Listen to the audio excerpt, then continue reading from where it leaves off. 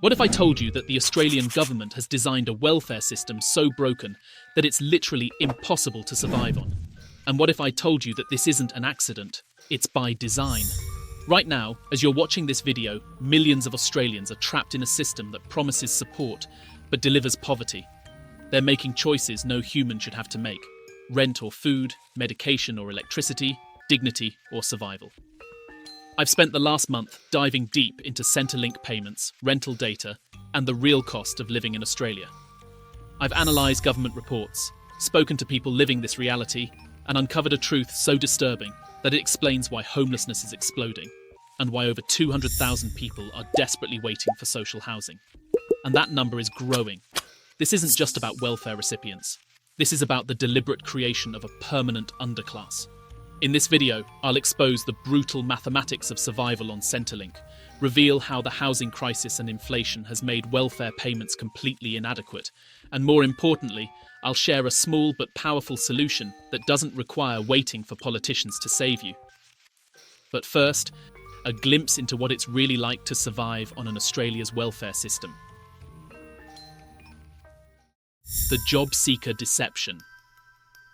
Picture this. You lose your job tomorrow.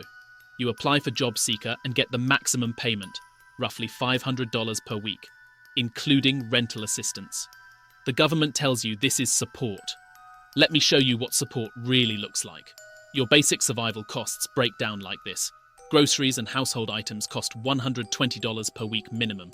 Minimum. Your car, if you're lucky to have one because public transport in most of Australia is a joke, costs $70 per week for fuel, maintenance, registration and insurance. Also relying on the grace of God, it doesn't require an unexpected repair. A basic data and phone plan to stay connected costs $5 per week, a necessity these days when businesses require emails and account sign-ins. And if you want any semblance of human dignity, maybe a coffee or a takeaway treat, or just scrap it and go without, but hypothetically that's another $5 per week. These aren't luxuries. These are the bare minimum requirements to function in modern Australia, and they total $200 a week. That leaves you with exactly $300 per week for rent, electricity and water, in a country where the median rent is now over $500 per week. Tell him his dream. The pension lie. But what about pensioners, you might ask? Surely they're better off. Age pensioners receive $695 per week, assuming they qualify for maximum rental assistance. Sounds better, right? Wrong. After those same basic living costs, pensioners have $495 per week for housing. But here's the cruel twist. Pensioners have additional medical costs averaging $30 per week, so they're left with $465 per week for accommodation.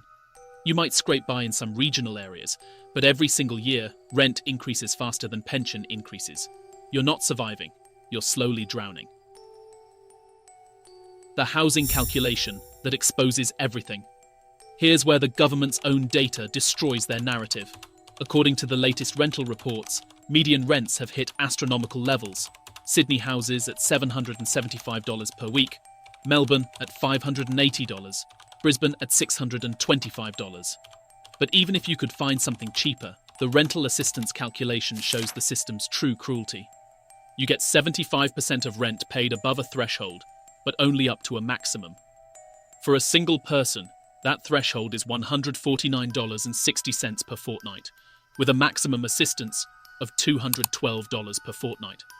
So if you're paying $400 per fortnight in rent, you get the maximum assistance of $212. You're still paying $188 per fortnight out of your base payment. The math simply doesn't work. The grocery store nightmare. While Centrelink recipients are calculating whether they can afford both rent and food, grocery prices have exploded. The average Australian household now spends $204 per week on groceries, with inflation hitting 12.3% for fruit, and significant increases across almost every category. When your entire JobSeeker payment is $500 per week, and rent alone costs $400 to $500, how exactly are you supposed to afford $204 for groceries? The answer is simple: you can't. The government's admission of guilt. Australia's housing crisis has reached breaking point. With 169,000 households trapped on public housing waitlists, the government's own National Housing Supply and Affordability Council reveals the shocking truth. Despite migration surging to 556,000 annually, the real culprit isn't immigration. It's decades of structural failures in our broken supply system. Even slashing population growth by 15% would only reduce demand by 50,000 homes over 4 years, without building a single new dwelling. Meanwhile, the government's response? At least 80,000 social and affordable homes over 5 years, barely addressing half the current waitlist. Australia's housing system isn't just failing, it's collapsing under the weight of systemic neglect. It's not incompetence, it's deliberate. The real-world carnage. I've spoken to people living this nightmare. Heck, I can guarantee if you're watching this video, you know someone in the same situation, or maybe you are. One person calculated that if both partners in a relationship lost their jobs and went on JobSeeker, 85% of their combined payments would go straight to rent, leaving them $60 per week each for everything else. Another mother of 2 spends her entire week shop hopping between supermarkets, hunting for specials just to keep her grocery bill under $250. Without this exhausting strategy, she'd easily spend over $250 at a single store, money she simply doesn't have. The impossible choice architecture. The government has created what I call impossible choice architecture, a system designed to force people into degrading situations. You can't afford a place of your own, so you're forced into share houses with strangers. You can't afford proper food, so you're forced to choose between nutrition and rent. You can't afford medical care, so you're forced to choose between health and housing. This isn't a bug in the system, it's a feature.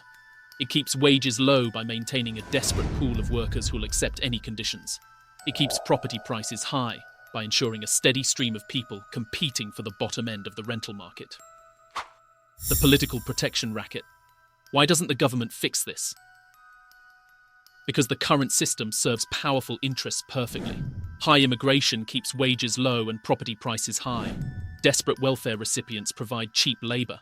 The housing crisis generates massive profits for property investors and developers. Politicians talk about supporting working families while designing systems that ensure working isn't enough, pensions aren't enough, and basic survival becomes a privilege reserved for the wealthy. The coming collapse. Here's what keeps me awake at night. This system is unsustainable. When millions of people can't afford basic housing, when choosing between rent and food becomes normal, when homelessness explodes while politicians debate minor policy tweaks, something has to give. We're not just facing a housing crisis or a cost of living crisis, we're facing a complete breakdown of the social contract. And when that happens, the consequences will reach far beyond welfare recipients. The truth they don't want you to know.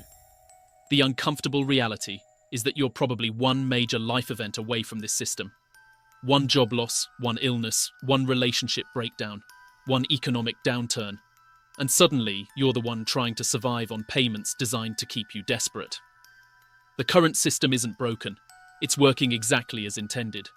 It's designed to maintain inequality, suppress wages, and ensure a steady supply of desperate workers and grateful property investors.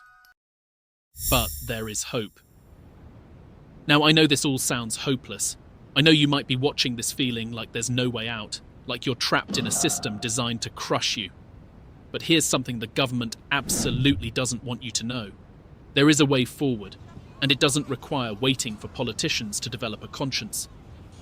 One solution emerging is extended family living, already normal for many Australian communities, but now a necessity for everyone as families pool resources just to survive.